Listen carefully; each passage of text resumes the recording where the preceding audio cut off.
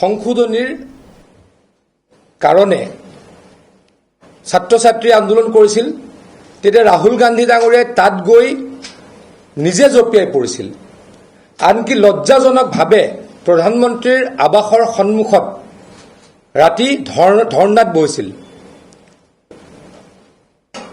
ৰাহুল গান্ধী ডাঙৰীয়াই বা কংগ্ৰেছ দলে নিট পৰীক্ষাৰ ব্যাপক সলনি হোৱাটো বিচাৰিছিল আৰু গণতান্ত্ৰিক পৰম্পৰাক সন্মান জনাই ভাৰত চৰকাৰে বা নৰেন্দ্ৰ মোদী ডাঙৰীয়াৰ চৰকাৰে নিট পৰীক্ষাৰ ব্যাপক ৰদল বদল কৰিবলৈ সংসদলৈকে বিল আনিছিল সাংবাদিক বন্ধুসকল এই বিলত কংগ্ৰেছ দলে পাৰ্টিচিপেট নকৰিলে এই বিলৰ ডিবেটত কংগ্ৰেছ দলে বা ৰাহুল গান্ধী ডাঙৰীয়াই পাৰ্টিচিপেট নকৰিলে যেতিয়া বিলখন আহিলে তেতিয়া হুলস্থুল কৰি থাকিলে আৰু বিলখনৰ বিষয়ে ডিসকাশন নকৰিলে মানে কেইদিনমানৰ আগত কৈ আছিলে নিটৰ ওপৰত ডিসকাশন লাগে আমাৰ চৰকাৰে কেন্দ্ৰীয় চৰকাৰে নিটৰ ওপৰত বিল আনিলে আৰু বিলত তেওঁলোকে ডিবেটত অংশগ্ৰহণ নকৰিলে মই আকৌ কৈছো আপোনালোকে অলপ কথাটো ভাবি চাব কংগ্ৰেছ দলে ক'লে ৰাহুল গান্ধী ডাঙৰীয়াই ক'লে নিটৰ ওপৰত পাৰ্লিয়ামেণ্টত বা সংসদত ডিসকাশন হ'ব লাগে আমাৰ চৰকাৰে কৰিলে কি ডিসকাশনটো আছে ডিসকাশনটো বিল আনিলে ডিসকাশন থাকিবই গতিকে ডিসকাশন নহয় অকল ডিসকাশন নহয় এই নিট পৰীক্ষাৰ যিমান নীতি নিয়ম তাক ব্যাপক সংশোধন কৰিবলৈ আৰু নিট পৰীক্ষাৰ পেপাৰ যদি লিক হয় যিসকলে লিক কৰে তেওঁলোকৰ বিৰুদ্ধে অতি কঠোৰ আইন আনিবলৈকে সংসদলৈকে বিল আনিলে অতি দুখৰ বিষয় তাৎপৰ্যকৰ বিষয় ৰাহুল গান্ধী আৰু কংগ্ৰেছে এই বিলৰ ডিবেটত অংশগ্ৰহণ নকৰিলে এবাৰ তেওঁলোকে লাগিলে যে নিটৰ পৰীক্ষাৰ বিৰোধিতাৰে বা কেন্দ্ৰীয় শিক্ষামন্ত্ৰীৰ পদত্যাগৰ দাবীত যি ছাত্ৰ ছাত্ৰীয়ে আন্দোলন কৰিলে সেই আন্দোলনকাৰীসকলক গুলিওৱা বুলি এটা মিছা প্ৰচাৰ চলালে it is totally false and fabricated কোনো পধ্যে যন্তৰ মন্তৰত প্ৰতিবাদত অংশগ্ৰহণ কৰা ছাত্ৰ ছাত্ৰীক গুলিওৱা হোৱা নাই ভাৰত চৰকাৰ এই ক্ষেত্ৰত অতি স্পষ্ট কিন্তু তাৰ বিপৰীতে কংগ্ৰেছে বা ৰাহুল গান্ধীয়ে সমগ্ৰ ভাৰতত অপপ্ৰচাৰ চলালে দুষ্ট প্ৰচাৰ চলালে আৰু এইবাৰ ক'লে যে কেন্দ্ৰীয় গৃহমন্ত্ৰী অমিত শ্বাহ ডাঙৰীয়াই সংসদত আহি ভাষণ দিব লাগে ভাৰত চৰকাৰৰ পৰা কোৱা হ'ল parliamentary affairs minister Kiren Rijiju ডাঙৰীয়া আৰু পীয়ুষ গোৱেল ডাঙৰীয়াই ক'লে আপোনালোক আহক ইয়াৰ ওপৰত ডিসকাশন হ'ব আৰু এটা এটাকৈ উত্তৰ অমিত শ্বাহ ডাঙৰীয়াই দিব তাৰ পাছতো তেওঁলোকে কথাটো নুশুনে মানে কিবাকে সংসদখনত হুলস্থুল কৰি ৰাখিব লাগে আৰু তেওঁলোকে ক'ৰ পৰা সংসদক বা ভাৰতক অতৰাই ৰাখিব লাগে ভাৰতৰ প্ৰত্যেকজন ব্যক্তিক অতৰাই ৰাখিব লাগে যাতে মোদী ডাঙৰীয়াই ইয়াৰ ওপৰত উত্তৰ দিয়াৰ সুবিধা নাপায়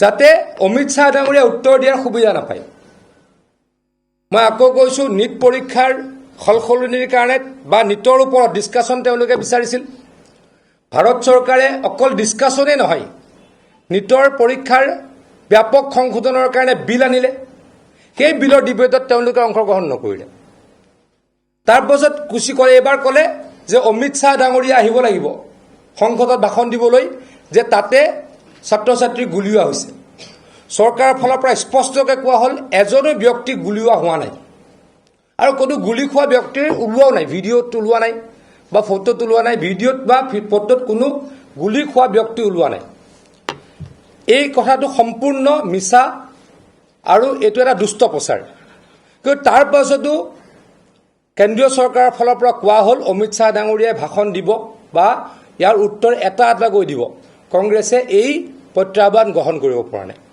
মানে অমিত শ্বাহ ডাঙৰীয়াৰ উত্তৰ শুনাৰ তেওঁলোকৰ সাহস নাই নৰেন্দ্ৰ মোদী ডাঙৰীয়াৰ উত্তৰ শুনাৰ তেওঁলোকৰ সাহস নাই গতিকে ৰাহুল গান্ধী ডাঙৰীয়া এজন ফেইল লিডাৰ 100টা ইলেকশ্যন হাৰিছে আৰু যি ইছ্যু লৈছে ৰাফেলে হওক ডিমনিটাইজেশ্যনে হওক সিদিনা ভোট চুৰিৰ মিছা অপপ্ৰচাৰ এটা ইছ্যুকো ভাৰতৰ জনসাধাৰণে মানি লোৱা নাই আৰু প্ৰত্যেকটো ইছ্যুৰ বিপৰীতে গৈ ৰাহুল গান্ধীৰ প্ৰত্যেকটো ইছ্যুৰ বিপৰীতে গৈ ভাৰতৰ জনসাধাৰণে ভাৰতীয় জনতা পাৰ্টি আৰু আমাৰ মিত্ৰজোঁটক ভোট দিছে, NDAক ভোট দিছে আৰু মোদী ডাঙৰীয়াক তৃতীয়বাৰৰ কাৰণে প্ৰধানমন্ত্ৰী পাতিছে। গতিকে আকৌ কৈছোঁ, ৰাহুল গান্ধী ডাঙৰীয়া এগৰাকী ফেইল লিডাৰ। তেওঁ এটা ইছ্যু কোনোবাই কৈ থাকিব, ওপৰত জঁপিয়াই দিয়ে। কোনোবা এটা ইছ্যু এটা বনাব, ছাত্ৰ ছাত্ৰীয়ে ইছ্যু এটা বনাইছে, তেওঁ ওপৰতে জঁপিয়াই দিয়ে। আৰু যেতিয়া ঝাৰখণ্ডৰ ওপৰত তেওঁক সোধে, তাৰ ওপৰত তেওঁ মাতবোল নিদিয়ে। ৰাহুল গান্ধী ডাঙৰীয়া, আপুনি যন্তৰ মন্তৰলৈ গ'ল, আপুনি প্ৰধানমন্ত্ৰী ডাঙৰীয়াৰ আৱাসত গৈ ছিকিউৰিটি ব্ৰিজ কৰি নাটক কৰিলে। আপোনাৰ য'ত চৰকাৰ আছে ঝাৰখণ্ডলৈ আপুনি কিয় নগ'ল? ঝাৰখণ্ডত এই এক্সাম বাতিল হ'ব লাগে বুলি, এই এক্সাম কেইটা বাতিল হ'ব লাগে বুলি, পৰীক্ষা কেইটা বাতিল হ'ব লাগে বুলি তেওঁ এবাৰ কিয় নক'লে? তাৰ পাছত যোৱাকালি যেতিয়া বৰ্বৰোচিত ঘটনা হ'ল, ছাত্ৰ ছাত্ৰীৰ ওপৰত পুলিচে লাঠিচাৰ্জ কৰিলে, আনকি কাঁইটীয়া তাঁৰ লগাই দিছে। কাঁইটীয়া তাঁৰ লগাই দিছে। ভাৰত পাকিস্তান বাংলাদেশ বৰ্ডাৰত আমি কাঁইটীয়া তাঁৰ লগাওঁ। ৰাঁচীত কি কৰিছে? ছাত্ৰ ছাত্ৰীক ৰাখিবলৈ, আন্দোলনৰ পৰা আঁতৰাই ৰাখিবলৈ বেৰিকেডত কাঁইটীয়া তাঁৰ লগাই দিছে। 6 লেন বেৰিকেড লগাই দিছে। কিমান বৰ্বৰোচিত ঘটনা! লাঠিচাৰ্জ কৰিছে, পানী মাৰিছে, কনুৱা গেছ দিছে, মুঠৰ ওপৰত অত্যাচাৰ। কিন্তু মই কি প্ৰশ্ন কৰিব খুজিছোঁ, ভাৰতীয় জনতা পাৰ্টীৰ ফালৰ পৰা আমি প্ৰশ্ন কৰিব খুজিছোঁ, ৰাহুল গান্ধী ডাঙৰীয়া, আপুনি কালি কি টুইট কৰিলে? তেখেতে চিম্পুল এটা টুইট কৰিলে। কি কৰিলে? যে the use of force against student protesting in Jharkhand is wrong. তাৰ ওপৰত একো কৰা নাই, ডিমাণ্ড কৰা নাই, ৰং বুলি কৈ থৈছে। কিন্তু ঝাৰখণ্ড চৰকাৰৰ শিক্ষামন্ত্ৰীৰ পদত্যাগ দাবী কৰা নাই, বা ঝাৰখণ্ড চৰকাৰৰ এই পৰীক্ষা পাতা অনুষ্ঠান কেতিয়াবা ঝাৰখণ্ড চৰকাৰ বেয়া বুলি তেওঁ ক'বলৈ সাহস কৰা নাই। আনকি যিকেইজন চৰকাৰৰ তৰফৰ পৰা মিডিয়েটৰ দিছে ছাত্ৰ ছাত্ৰীৰ লগত আলোচনা কৰিবলৈ, তাত কংগ্ৰেছ দলৰ মন্ত্ৰীও আছে। কংগ্ৰেছ দলৰ মন্ত্ৰীগৰাকীক ৰাহুল গান্ধী ডাঙৰীয়াই কিয় কোৱা নাই যে তুমি পদত্যাগ কৰা? তো ৰাহুল গান্ধী ডাঙৰীয়াৰ এই যি মিছা অপপ্ৰচাৰ, এই দুষ্ট কৌশল, আভুৱা বুঢ়া কৌশল আৰু মানুহক গুমৰাহ কৰা কৌশল, এইবিলাকক ভাৰতৰ জনসাধাৰণে কেতিয়াও প্ৰশ্ৰয় দিয়া নাই। আকৌ কৈছোঁ, ভাৰতৰ জনসাধাৰণে এই মিছা অপপ্ৰচাৰক প্ৰশ্ৰয় নিদিয়াৰ কাৰণেই ৰাহুল গান্ধী ডাঙৰীয়াৰ নেতৃত্বত কংগ্ৰেছে 100টা নিৰ্বাচনত হাৰিছে। 100টা নিৰ্বাচনত হাৰিছে। গতিকে এই তেওঁ যিমান এনেকৈ মিছা কথা ক'ব, নন ইছ্যু বনাবলৈ চেষ্টা কৰিব আৰু দুইতলীয়া সিদ্ধান্ত গ্ৰহণ কৰিব, খেন্দুক দেখি ৰান্ধে, খেন্দুক দেখি বাঢ়ে, এই নীতিৰ কাৰণে ৰাহুল গান্ধীক ভাৰতৰ জনসাধাৰণে ভাল নাপায়। কংগ্ৰেছক ভাৰতৰ জনসাধাৰণে ক্ষমতাৰ পৰা দীৰ্ঘদিনৰ কাৰণে আঁতৰাই ৰাখিছে আৰু দীৰ্ঘদিনৰ কাৰণে আঁতৰাই ৰাখিব। গতিকে সাংবাদিক বন্ধুসকল, আকৌ কৈছোঁ, প্ৰধানমন্ত্ৰী মোদী ডাঙৰীয়াই সংসদত ভাষণ দিব খোজে, অমিত শ্বাহ ডাঙৰীয়াই সংসদত ভাষণ দিব খোজে। কংগ্ৰেছে বা কংগ্ৰেছৰ ইণ্ডি ব্লকে সেই ভাষণ শুনিবলৈ ভয় খায়।